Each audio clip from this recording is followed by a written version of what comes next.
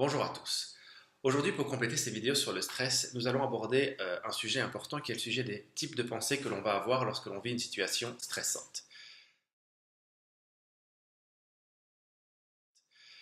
Alors, il y a deux types de pensées, les pensées négatives et les pensées positives. Comme vous le savez, le stress nous affectant au niveau émotionnel, corporel et mental, il est important de savoir comment on fonctionne justement mentalement. Alors, en gros, ça fonctionne très simplement. On a, depuis nos 30 ans d'enfance, un conditionnement, une éducation, un style de vie, un environnement qui nous amène plus facilement à nous orienter vers la pensée négative que vers la pensée positive, à construire plus facilement cette pensée négative.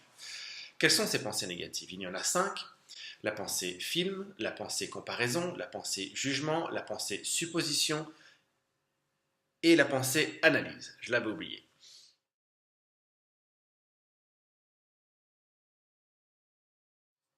Alors ce qu'il faut faire quand vous vivez une situation stressante, conflictuelle, anxiogène, c'est faire un stop mental et écouter la pensée qui vous vient. De quel type est cette pensée? Est-ce que vous avez plutôt tendance à être dans la comparaison avec une situation passée, une situation extérieure, à vous imaginer, à supposer des choses, à créer des films ou à faire une analyse complète de tout ce qui pourrait se passer?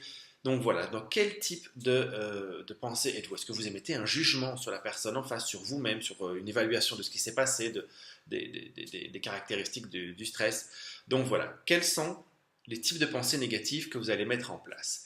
Ça demande de la pratique, faites-le régulièrement, écoutez ce qui se passe en vous quand vous vivez une situation stressante, notez-le idéalement, et vous allez identifier le type de pensée qui vous vient en fonction des situations stressantes.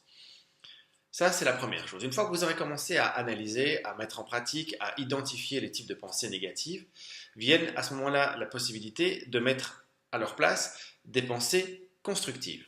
Alors les pensées constructives sont au nombre de 8. Il y a la pensée positive, la pensée proactive, la pensée esthétique, la pensée onérique, la pensée altruiste, la pensée responsabilisante, la pensée épicurienne et la pensée humoristique. Je pense que j'en ai oublié aucune.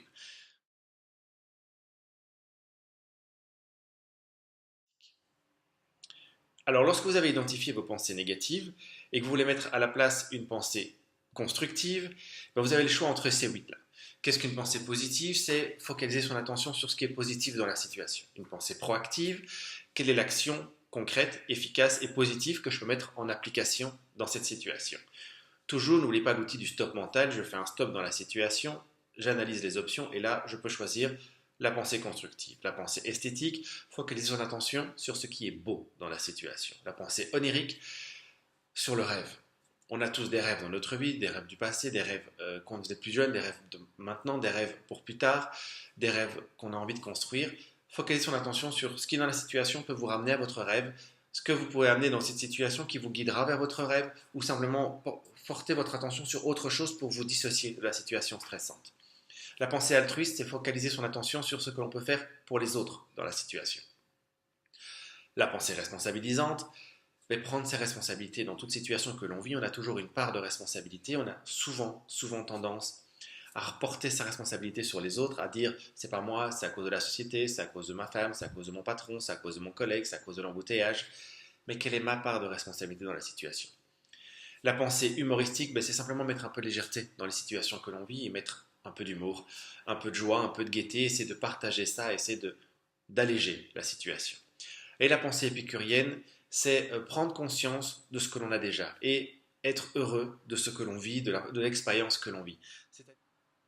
Si vous arrivez à passer à travers toutes ces croyances positives et à les mettre en place par la pratique au fur et à mesure à la place de vos pensées négatives, vous allez voir que tout doucement, vous allez commencer à construire une vision des choses différente, un mode d'action et de réaction différent, un mode de pensée différent, un mode émotionnel différent et ça va avoir une influence énorme sur votre vécu, votre perception de votre monde et sur la façon dont vous allez être perçu aussi.